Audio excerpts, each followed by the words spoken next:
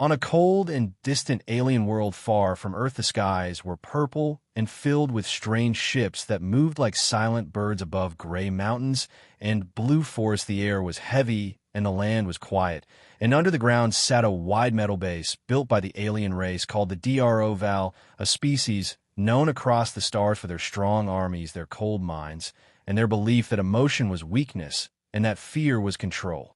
For many years, the DRO Val had ruled over Earth's outer colonies not through war, but through power and pressure. They offered peace, and in return took what they wanted. They allowed humans to work and live, but always under alien eyes, always under their rules, and humans obeyed. They did not fight back. They followed orders and tried to survive.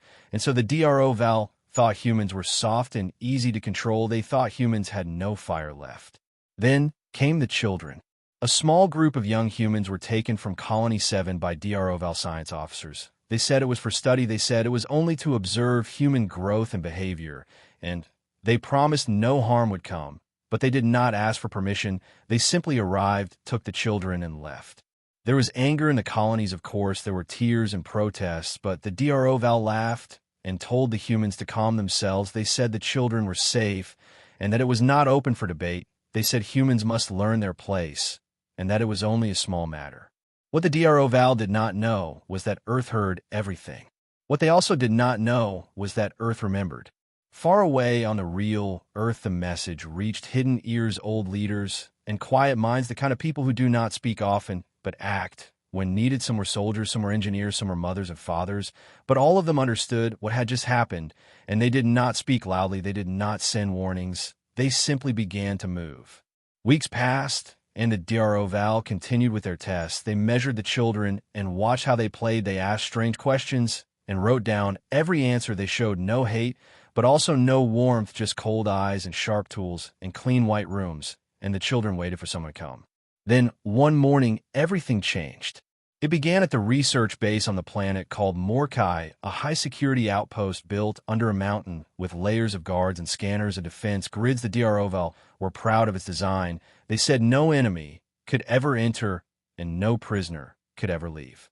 But on that morning, the lights flickered, then went black. The doors refused to open or close. The scanners showed nothing but static, and the guards were gone. No sign of struggle, no sound of battle, just empty halls and silent rooms, as if they had vanished into thin air. In the control center, the main screen showed a single human symbol, glowing red, a simple handprint marked across a black background, 5 fingers spread wide, and behind it the shape of Earth rotating slowly in silence. Commander Val'Zuun watched the screen in silence. He was tall and thin, with deep blue skin and armor, marked by victories in 10 systems. He had fought humans before, and when he knew their weapons and their limits, he never feared them until now. He ordered a full scan of the base, but no systems worked. He called for his second-in-command, but there was no reply. He checked the child holding rooms and saw nothing but empty beds, small blankets left behind, and soft toys, still warm from tiny hands, but no children, no guards, no sound, just emptiness. Then came the message. It did not arrive through normal channels. It did not come from any known signal. It simply appeared on every screen, in every room, in every DRO Val base across the planet, and beyond, one message repeated again and again in every human language, and even in the DRO Val tongue. We are coming for our children. Val'Zuun stared at the words and felt something strange inside his chest, something he had not felt in years, something the DRO Val were trained to ignore fear. He tried to speak, but the words caught in his throat. He ordered the fleet to scan the sky, but they found nothing. He sent scouts into the tunnels, but they found nothing. He looked to his officers and saw the same thing in all their eyes, the same quiet question, who are we fighting? But there was no answer, only the silence. Over the next hour, more messages appeared this time, showing images, pictures of human children walking free on alien soil, escorted by dark figures in black armor, faces, hidden voices silent.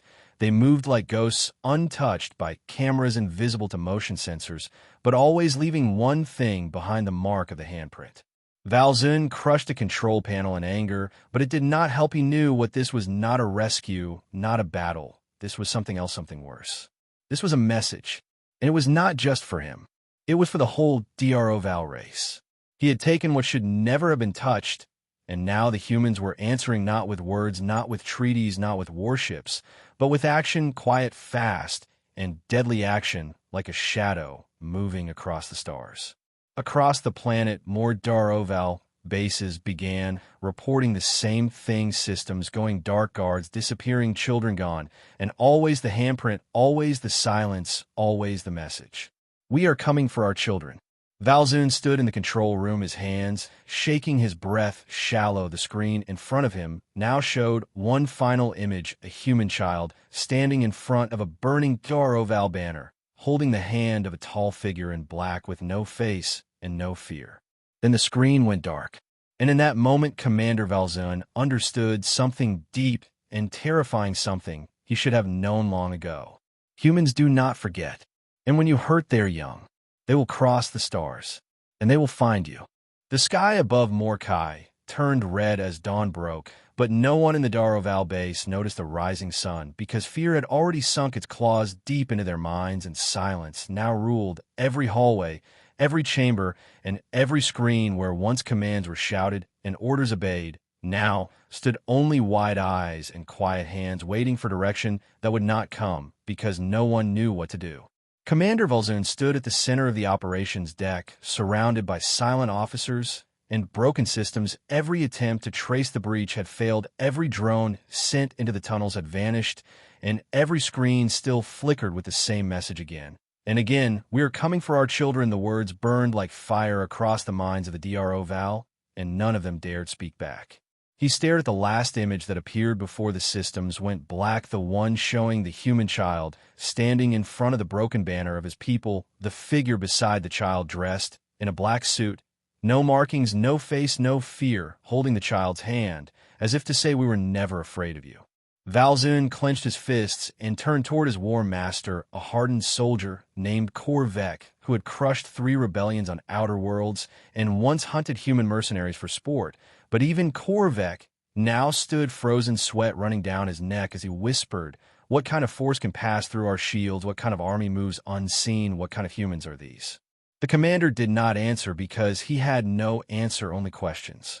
Somewhere deep in the base, alarms flickered to life, not by Dar-Oval hands, but from systems they no longer controlled. Doors began opening and closing at random. Security lights flashed in patterns they did not recognize. Entire maps of the base vanished from their screens, replaced by human symbols, by numbers, by strange coordinates that pointed to nothing and everywhere all at once.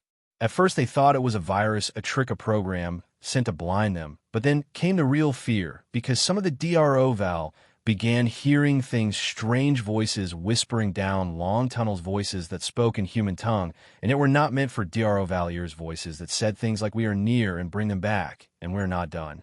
In one section of the base, a patrol of 5 Dar-Oval soldiers entered the nursery chamber, hoping to find some clue, some mistake that the humans might have left behind. But when they arrived, they found the walls covered in symbols drawn in glowing blue paint, symbols from Earth, some from old human tribes, some from lost languages, all written by the children before they were taken. And in the center of the room, on the floor, a circle of small handprints, all human, all fresh, and all pointed outward like a warning, like a trap.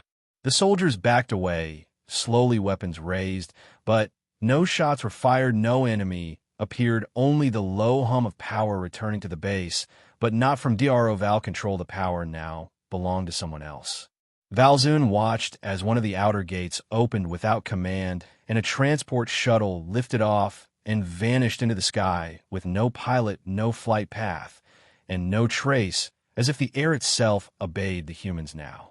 He ordered all ships to scan the upper atmosphere and deploy intercept drones, but no signals came back. The sky was empty, yet not silent. The clouds shifted unnaturally, and the wind carried strange sounds, faint echoes of children laughing and voices humming songs from Earth, songs the Dar-Oval never learned but now heard everywhere. The commander turned to his data chief, who was shaking and trying to reconnect their deep space network, but every attempt led to more failures, every line of code twisted by human hands, every firewall rewritten, and every command ignored. The humans were not just inside the base, they were inside the system, they were inside the very bones of Dar-Oval control. And still not one shot was fired. Not a single soldier had seen the enemy. Not a single alert had warned of their coming. And yet, They were already here. Val'Zuun opened a private channel to the planetary governor, hoping to get reinforcements or answers or even just orders, but the channel opened to another image one. He would never forget the governor himself sitting in his office frozen in place, with a small human child sitting on his lap, smiling calmly, as behind them stood a figure in black armor, one hand on the child's shoulder and the other holding a glowing data chip with DRO Val secrets pouring into it in full silence. Then the image faded and was replaced once more by the handprint. The commander fell into his seat, breathing heavily, feeling his chest grow tight, not from illness, but from dread, the kind of dread that DRO Val were trained to erase from their minds, the kind of dread that only humans now seem to command. In his mind, he remembered history books and war log from the old days of first contact, how humans were once feared across many systems, how their worlds burned and rebuilt and burned again, but they always came back, always smarter, stronger, faster, and more determined, and above all more united when their blood was spilled. And now it was not about planets or minerals or pride, it was about their young. He looked at the officers around him and saw the truth in their eyes, the truth they would not say out loud. The war was over before it began, and the DRO Val had already lost something greater than a battle. They had lost control. A soft alarm rang again, this time from deep inside the base, the final sector where the last child had been kept, one child too sick to move when the others were taken, one child left behind by the human team, but not forgotten. Val'Zuun watched the camera feed as the doors to that room opened slowly by invisible hands, and into the room stepped the same black figure, holding a white blanket in one hand and a toy in the other, and with slow care lifted the child and walked out, leaving no trace behind except the handprint once more glowing on the wall. And then the lights went out. Every screen black. Every sound gone. Only the hum of fear remained, and the feeling that somewhere out there, the humans were still watching. And they were not finished. Far beyond the red sky of Morkai, hidden in the void between stars, a human ship floated in silence. It had no name, no signal, no beacon. Its surface was dark and smooth, its engines cold, its hull shaped like the rocks of deep space, and no alien sensor could detect its presence, no satellite could see it, and no patrol could guess it was there. Inside that ship sat a small team of humans. They wore black suits with no ranks, no colors, and no marks. Their faces were calm, their eyes sharp. They spoke in whispers and moved like shadows, and their leader sat at the front staring at a dim screen filled with Daroval maps, codes, routes, and names. His name was Reed. Reed was not a general, not a hero, not a famous man. He was once a father, once a soldier, once a builder of machines. Now he was something else, something cold and quiet and patient. He had no medals, no flags, only a mission, and the mission was clear. Bring them back. The children taken from Earth's colony were not many, just 12 boys and girls between 5 and 9 years old, some with freckles, some with curly hair, some shy, some brave, all innocent, and all stolen by an alien race that believed humans were weak. The DRO Val thought the humans would cry and scream and protest with words, but humans had learned long ago that words are for peace and silence is for war. Reed checked the status board. Each name of the 12 children now marked green, except one, the last child, taken, the one too sick to move during the first strike. Her name was Eva, and her face was burned into Reed's mind, a small girl with bright eyes and a stuffed rabbit. She never let go, even during the scans and tests the DRO Val called science. He turned to his second in command, a woman named Mira, once a medical officer, now a hunter of ghosts. Her hands danced across the controls, opening a silent channel to the ground team, already in motion, moving through the tunnels of the last Daroval base like water, through cracks, unseen, untouched, and unstoppable. Reed remembered when the mission started weeks ago. No one believed it could be done. The DRO Val had too many weapons, too many eyes, and too much pride. But humans had something stronger, something old, something that does not come from books or training or drills. They had the will to protect what was theirs. The mission had no army, no ships, no great force, just knowledge, patience, and silence. They studied every base, every code, every routine. They learned the DRO Val systems better than the aliens did, and they found the blind spots, the delays, the cracks in the walls. And when the time came, they moved not with noise, but with purpose.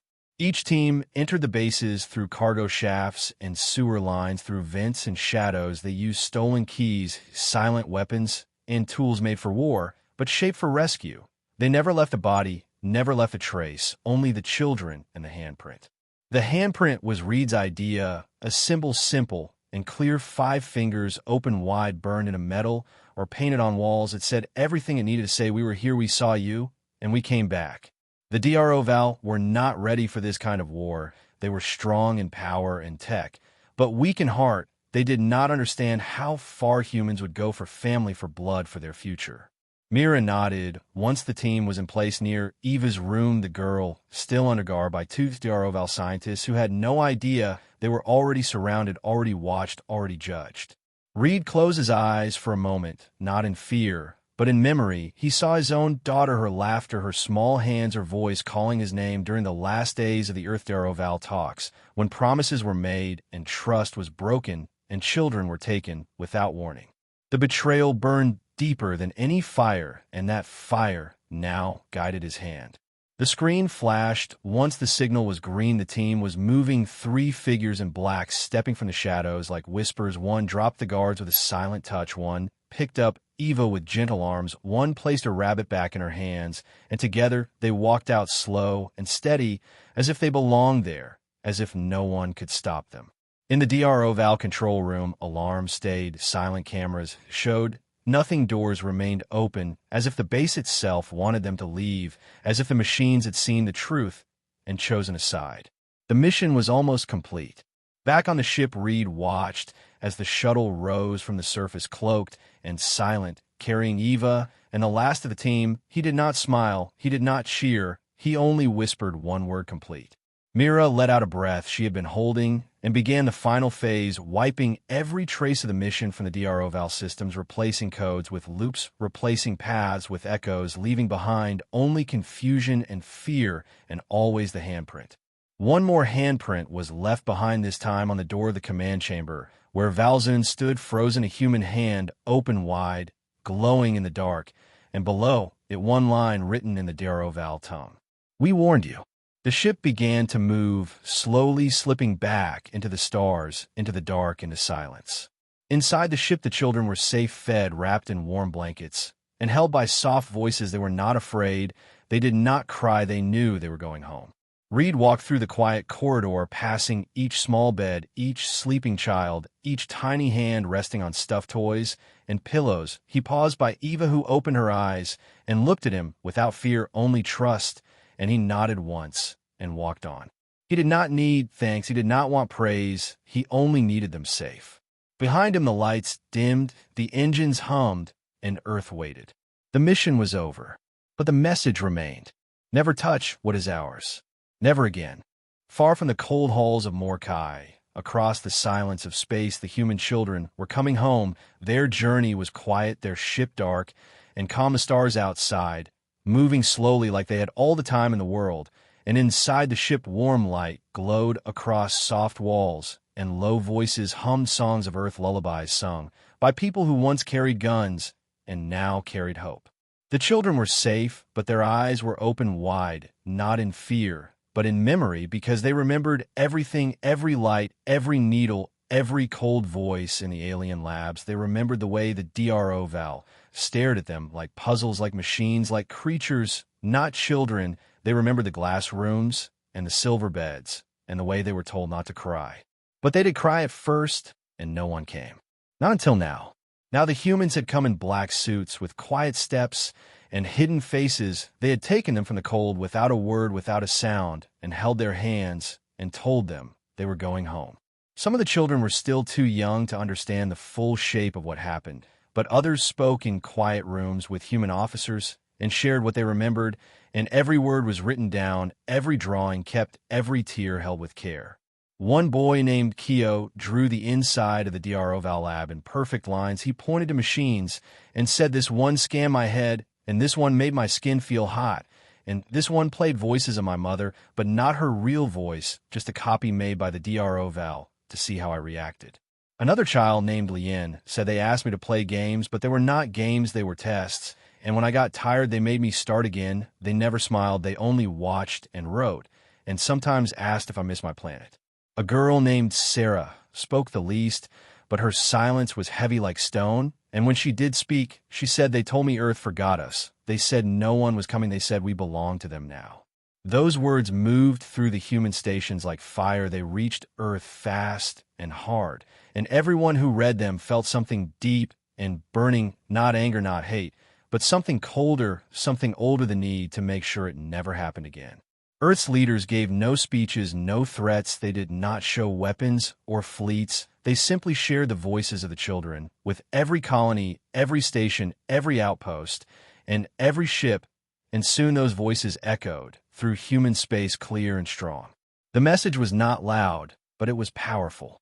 They took our children. We took them back. Do not test us again.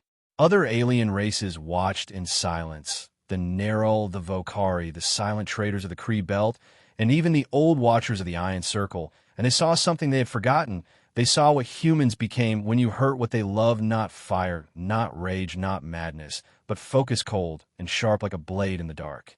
The DRO Val tried to control the message. They sent reports claiming it was a misunderstanding, a cultural gap, a harmless study, but those words fell like stones into deep water, never reaching the surface, because the truth had already spread and no one was listening to their lies.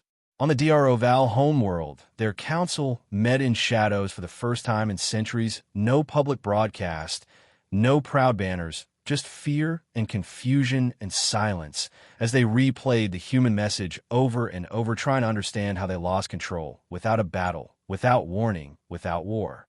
And always the image appeared again and again, the open hand, glowing on the walls of every base, every lab, every ship, a simple human hand, not clenched in a fist, not pointing in blame, just open like a warning, like a promise.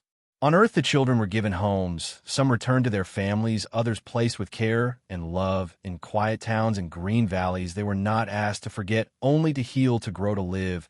And every one of them was told you were strong, you were brave, you were never forgotten. Little Eva, the girl who had been left behind, was the last to land her eyes. Wide her voice, soft a rabbit, still in her arms. She stepped onto Earth soil and looked up at the sky and whispered, "They came for us." And everyone around her knew what that meant, not just that she was safe, but that something had changed, something forever. The humans who led the mission returned to the shadows. No parades, no medals, no fame. They did not speak to the news. They did not give interviews. They simply vanished back into silence, back into waiting, because they knew silence was now feared more than words. In secret halls deep in Earth's defense stations, the black suits prepared for what might come next, not because they wanted war, but because they knew someone else might try again. Someone always does, and when they do, they will find the handprint already waiting. The children speak now, not with anger, but with truth, and their words carry more weight than any weapon. They are not just survivors. They are witnesses. They're the proof that humans protect their own, no matter the cost, no matter the distance, no matter the silence. Across the stars, aliens speak in hushed tones of the day. Humans came without ships, without armies, and made the mighty DRO Val kneel, not through violence, but through precision, through planning, through the simple truth that family is not a weakness, but a reason to fight harder than any army ever could. And as the stars turn and time moves, the handprint remains not just on walls, but in minds, a symbol of what was done and what will never be allowed again. Do not take what is not yours. Do not touch what we love, because if you do, we will come for it, and we will not ask twice. Far across the stars, beyond the colonies, and deep into the outer zones, words spread faster than light, faster than ships, faster than war. The story of the human children and the black suits and the silent return shook the known systems like thunder rolling across a quiet sea, and every alien world heard the echoes. The DRO Val Empire had stood for over 400 years, built on fear and control and cold logic. They ruled with laws and walls, and the belief that order was strength and emotion was weakness. And in that belief, they made one mistake too large to hide. They touched the children of Earth, and now their hands were burning. In the Ealer system, DRO Val commanders began locking their science centers, not because of danger, But because of shadows, strange signals flickered through their labs, human code moving through their walls like whispers. Some called it glitch, others called it a warning, and the senior scientist who once oversaw the study of human thought resigned without a word, his face pale, his hands shaking. He spoke only once before vanishing. They came into my mind. On Virex 3, where the DRO Val trained their military elite, 3 captains defected in one cycle. They left behind their armor, their banners, and their orders, and disappeared into human space. No messages, no reasons, only one symbol burned into the wall of their barracks, a hand with 5 fingers open wide. The DRO Val High Council called for calm. They said the situation was being handled. They said humans were not at war. They said everything was under control. But the people did not believe them, because the people saw what the council refused to see, that this was not about politics or borders or trade. This was something deeper, something the DRO Val had never faced before. Fear of silence. Fear of eyes they could not see. Fear of hands that never missed. On neutral stations where DRO Val walked in power, they now moved in pairs and looked over their shoulders. They changed their travel routes and covered their uniforms. They spoke in low voices and flinched to human faces, even if those humans were just workers or traders or children. In the great DRO Val Academy, where young officers were trained, new lessons were added without ceremony. Entire lectures focused on human behavior, human memory, human family, and above all, human retaliation. And one line was repeated in every room: never touch what they love. The empire itself began to crack, not from fire or rebellion, but from within, because trust is the bone of power, and the DRO Val had shattered it with one careless act. They believed humans would cry and move on, but instead the humans did something worse. They remembered. In the darkest corners of the DRO Val archives, ancient records were reopened, old warnings from the first contact missions, reports that were ignored long ago, small stories of human courage and sacrifice, stories of men who fought while wounded, of women who protected strangers, of children who stared into fire without blinking and survived. Now those stories were no longer myth. Now they were real, and now they were back. The DRO Val ambassador to the Human Council requested a private meeting, not to argue, not to threaten, but to understand. He sat alone in a quiet room across from an empty chair, and when the door opened, a small human girl walked in and placed a stuffed rabbit on the table, and then left without a word. No voice came from the shadows, no weapon was shown, no demand was made, only the rabbit remained, and on its ear was a tag with one sentence in the DRO Val tongue: "We remember who you are." In the days that followed, more DRO Val stations went dark, not destroyed, not attacked, just empty guards, missing systems, shut down ships, drifting in silence with no damage and no life, only the mark left behind, sometimes on the wall, sometimes on the floor, sometimes glowing in the air, 5 fingers, open wide like a silent scream. The council met again and again, but each time their voices grew weaker, their plans fell apart, their spies brought nothing back, and their maps began to blur. Because how do you fight what you cannot see? How do you stop a war that is not declared? How do you answer a message written in silence? Some DRO Val leaders try to blame others, some accuse humans of breaking treaties, others said it was a rogue group, not supported by Earth. But the stars knew the truth, and the truth was written on every handprint left behind. This was not rebellion, this was not chaos, this was balance. In every world where a DRO Val research station stood, the walls began to change, old writings replaced by new symbols, old guards replaced by shadows. Even the air began to feel different, heavier, quieter, like the planet itself had been warned. And through it all, humans said nothing, no speeches, no threats, no shows of force, just silence. And that silence was louder than any weapon they had ever used. Across human space, the story became legend, told in whispers, told in schools, told by those who once feared, now walking taller with pride, not for victory, but for unity. Because when their children were taken, no one argued, no one asked questions, they simply acted as one. And that unity is what scared the DRO Val the most. Because they had power, they had numbers, they had control, but they did not have that. In the final week of the cycle, a DRO Val scout ship entered human territory by mistake. They sent a signal of apology, a warning that it was an error, a plea for safety. They waited for a reply, for an hour, for a day, for 3. And then a human ship appeared beside them, silent, unmarked, larger than expected, but not threatening, not open for battle, just there watching. The DRO Val pilot sent a second message this time, saying we meant no harm, we only want peace. The human ship turned slowly and left without a sound. And on the screen of the DRO Val ship, a handprint appeared once more before fading into black. And the pilot knew what it meant. You are being watched. Deep beneath the surface of Morkai, within the cold heart of the DRO Val Command Fortress, Commander Val'Zuun stood alone, surrounded by broken screens, silent consoles, and blinking red lights. The room, once filled with officers and guards, now echoed with the sound of his own breathing. Every system that once obeyed him now flickered with alien code. Every path he once walked now felt like a trap. He had not slept in 2 cycles, his mind filled with images of handprints and shadows of children vanishing into the dark, of voices he could not trace and faces he could not read. His once proud shoulders now slumped, his sharp eyes now dull, his commands now hollow. Even his armor felt heavier, like it knew the battle had already been lost. He watched as the last security feed played in loops, showing his best team entering the lower levels to investigate a data breach, and never returning. The footage ended with static and one final image, the handprint glowing on the floor, and the words, "We are still here." The fortress was supposed to be secure, built inside a mountain shielded by layers of rock, energy walls, and defense grids tested against every known weapon, but no one had tested it against silence. No one had planned for a war without noise, without fire, without warning. Val'Zuun moved to the central console and entered the final override, a command that had never been used before. A signal meant to summon every DRO Val fleet in range, to protect the home command, to bring fire upon any enemy within reach. But no ships answered, no captains responded. Only a single message appeared across the console from the shadows of the network. "Look behind you."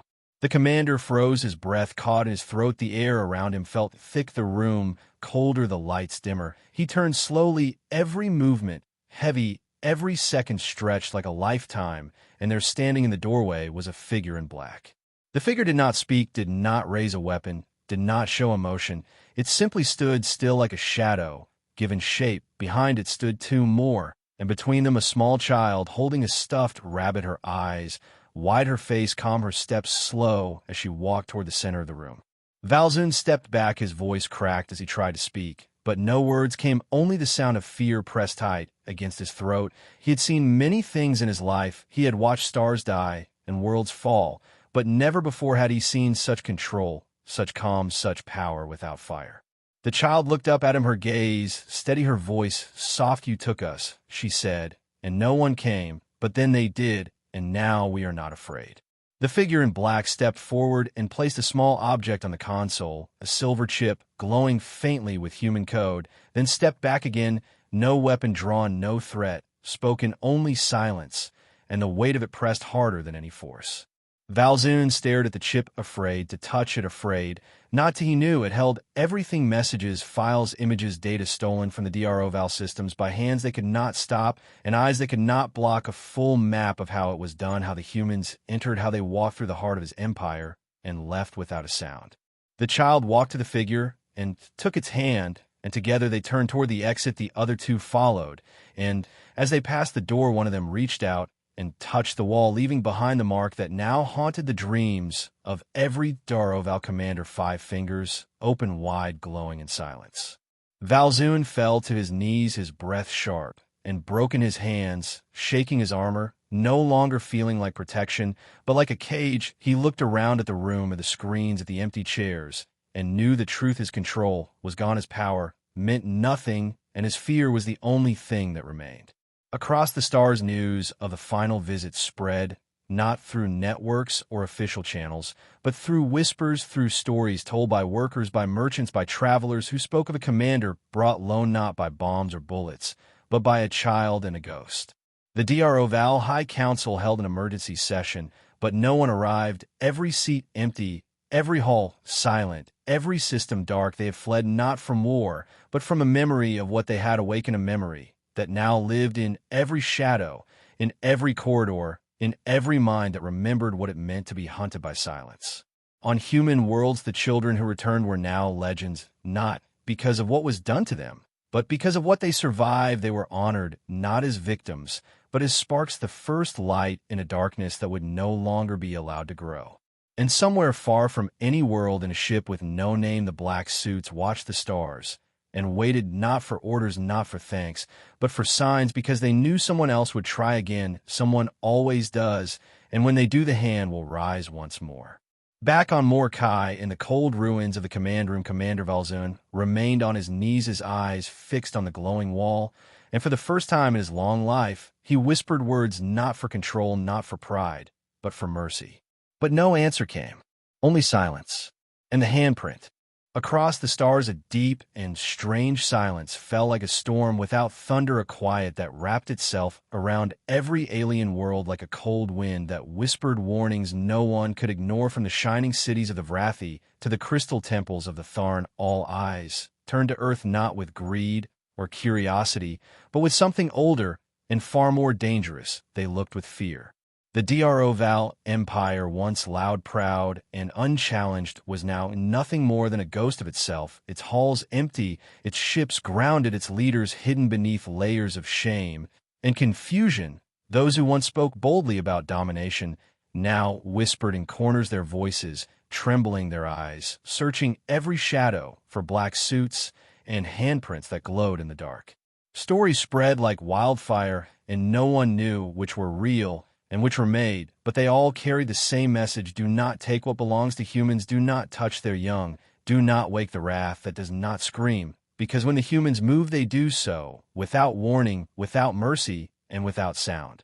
In a small outpost on the edge of neutral space, a merchant ship landed late into the cycle, its crew shaken, quiet, and pale. They told the moon, where an entire Daroval research station had been found abandoned, its doors open, its halls marked with hundreds of human handprints glowing like fire against the steel.